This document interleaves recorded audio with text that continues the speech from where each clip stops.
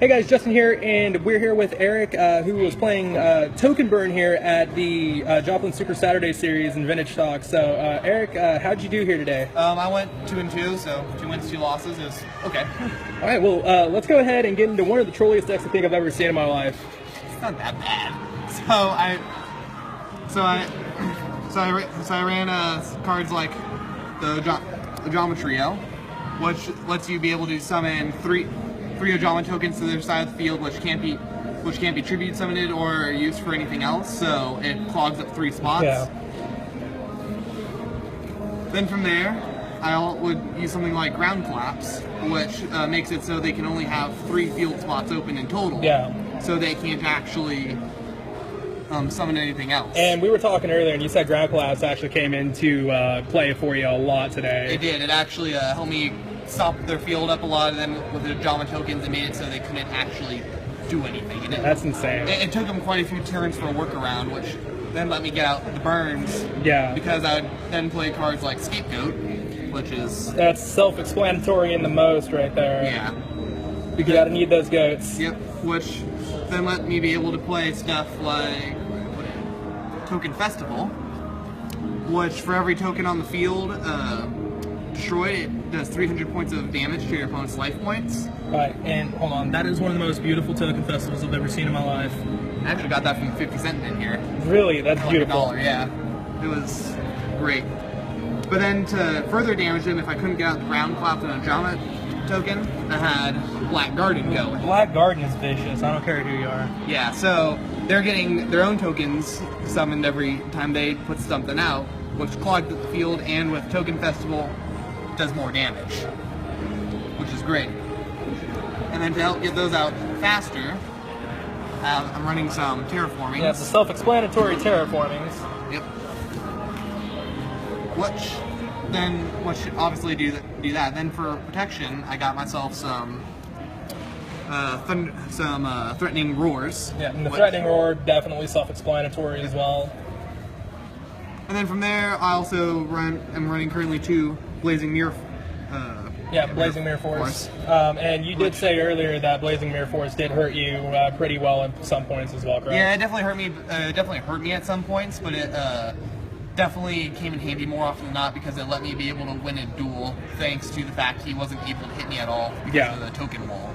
Definitely, that's insane. And then also to help speed up the battle, I would tribute their problem monsters with a lava golem, which would also do 1,000 points of damage every standby phase. Lava golem's busted. I know I side at least one in my deck too. Yeah, and because they're also getting tokens down the field and things like that, I would have Just Desert, which inflicts 500 life points of damage every turn. Not every turn, for every monster they have on the field. Yeah, and Just Desserts is one of those oldies but a goodie. Oh yeah. Speaking of another old but goodie, Wabakoo! See, I'm a Wabakoo fanboy, so I feel like if I could just run an entire deck, like maybe 35 cards of Wabakoo and 5 monsters, I'm gonna be golden. Oh yeah, Wabakoo is life. Because it's also an album. And then what another line of defense is Hippo Carnival.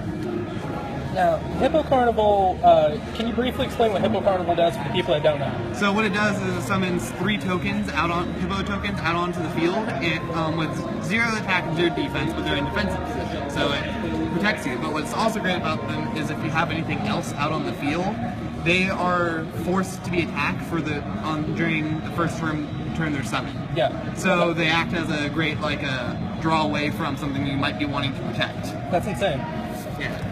Like, for example, you're trying to protect your Scapegoats long enough for you to flip them. Scapegoats is really good. Because it's a tuner, which lets you be able to synchro summon stuff you have. And also, when they're flipped, you flood the field, any empty spots in your field, with Ghost Lamb tokens. Yeah, definitely. Which helps you sync stuff. Then from there, I do more burn damage with Secret Barrel. Okay. Which, when that's activated, it will inflict either 200 or 300 200 life points of damage for every card that your opponent controls on their field, and in their hand. That's busted. So if you wait for the right time when they got five magic, 5 monsters, and then the 6 hard cards in their hand, you're dealing a lot. Yeah, you're gonna be in a pretty good shape. Yeah, but you can also chain that with Secret Blast, which does 300 points of damage for every monster and spell card they control on their field. Yeah, that's just gonna burn them and burn them bad. Oh yeah. At one point I did 5,200 points of damage on top of that. That's stupid. Which you can then also stack on top of that Chain Strike, which for depending on how far it is in the chain, it does 300 points of damage for however far it is in the chain. So if you got 2 secret barrels and like 2 secret blasts chained one after another, and you throw that on top, it's 5. It does 5 times the 4 or 3. That'd be 1,500 damage. Yeah, which just annihilates them. And it looks like main deck we got 2 cards left. I'm really interested to see what your Cobra Jar.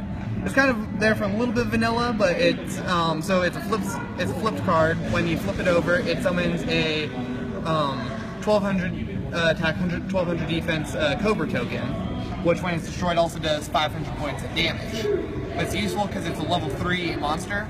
So if you can get that out at the same time as your tuners, which lets you be able to throw out an even bigger secret, which just kind of wrecks people's faces. Yeah, definitely. And I see one last card in the deck that we haven't went over yet.